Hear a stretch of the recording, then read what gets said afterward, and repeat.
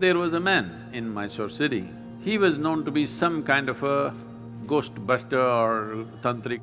This guy has trapped ghosts in bottles. So I was just befriending him thinking, I will steal one bottle because I really wanted to see a ghost.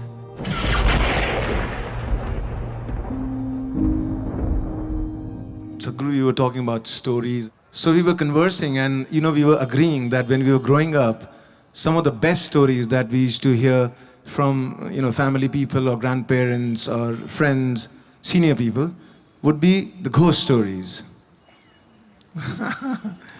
And somehow you small, kids, we love to get scared. Still they want to hear that ghost story. It's one of their favorite things, amongst all stories. Do you have any ghost story from your experiences of traveling in the mountains?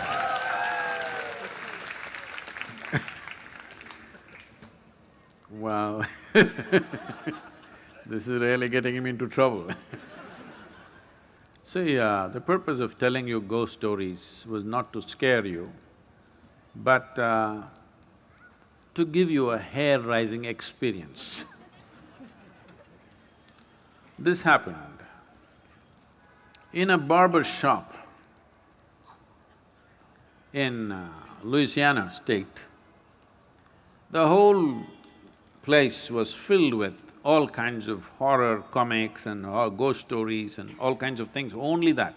No newspapers, no other magazines, only these things. So one day somebody asked the barber, said, why have you put your whole place with this kind of stories in your saloon? You don't have anything else, nothing about styles, about fashion, nothing, only ghost stories and horror stories, why? He said, see, for my profession, if somebody's hair is standing, it makes it much easier.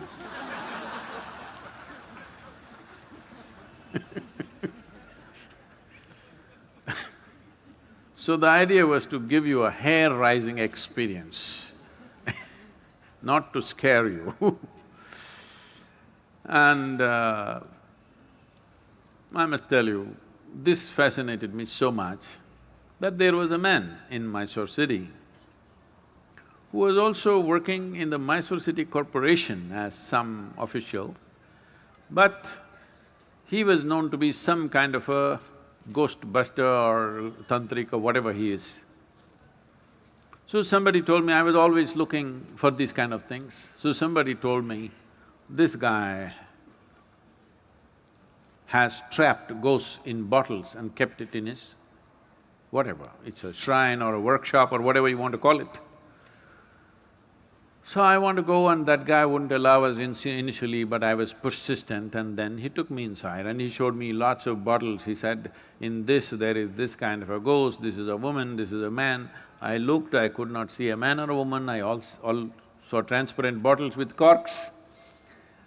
So I was just befriending him thinking, I will steal one bottle because I really wanted to see a ghost. Because I had heard so many things. So many things means unbelievable kind of stories. Well, it only made me more and more curious. It did not raise my hair nor scare me, but I became more and more curious. I had spent months on end, continuously every night, being in the cremation grounds, wanting to see. So people come, burn the dead, and when with firewood, when the dead bodies burn, it burns for 4, 5, 6 hours. People stay there for an hour or hour and a half and then they have other business to do.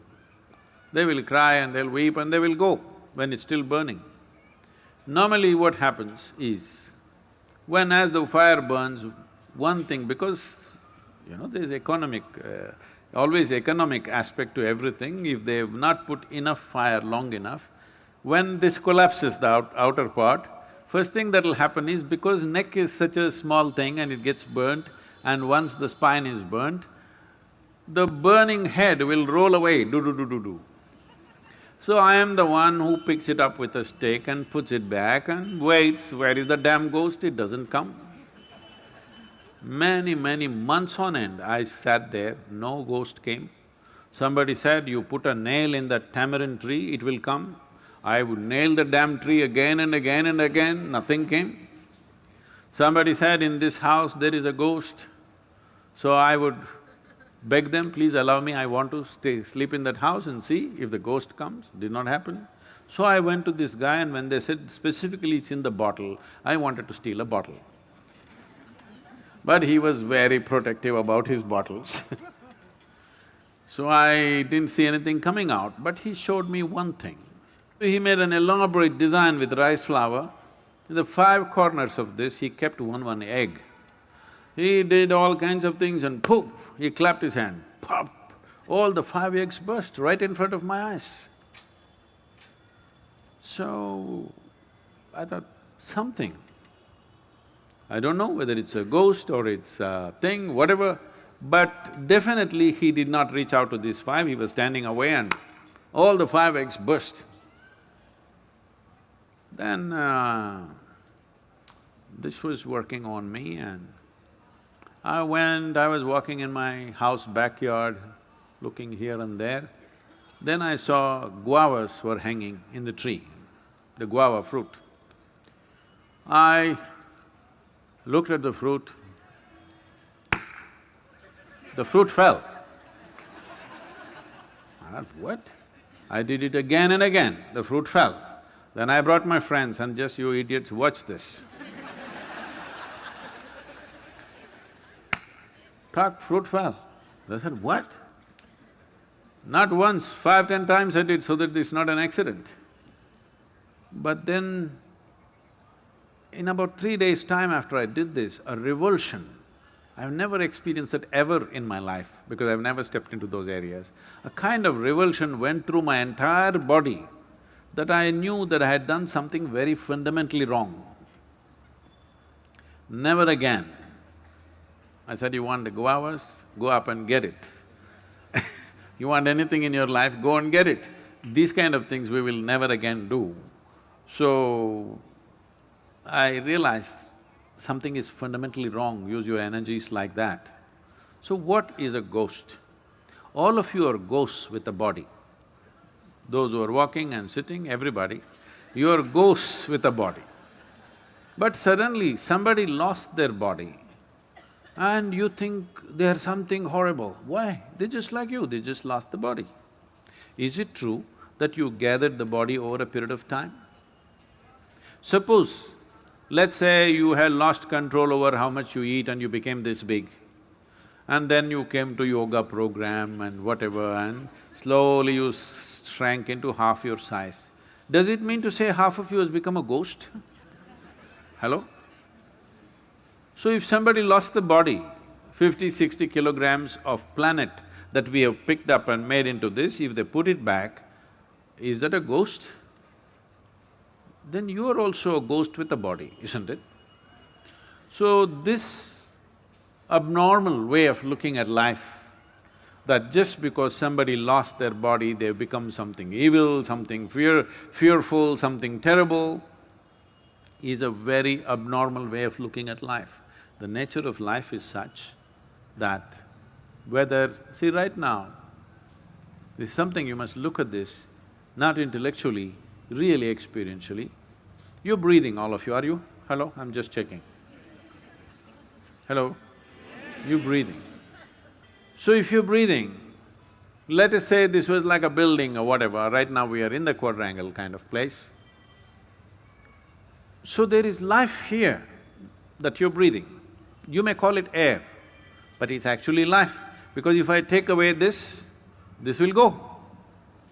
Yes? Your life will go. It's only in this transaction, life is happening, isn't it?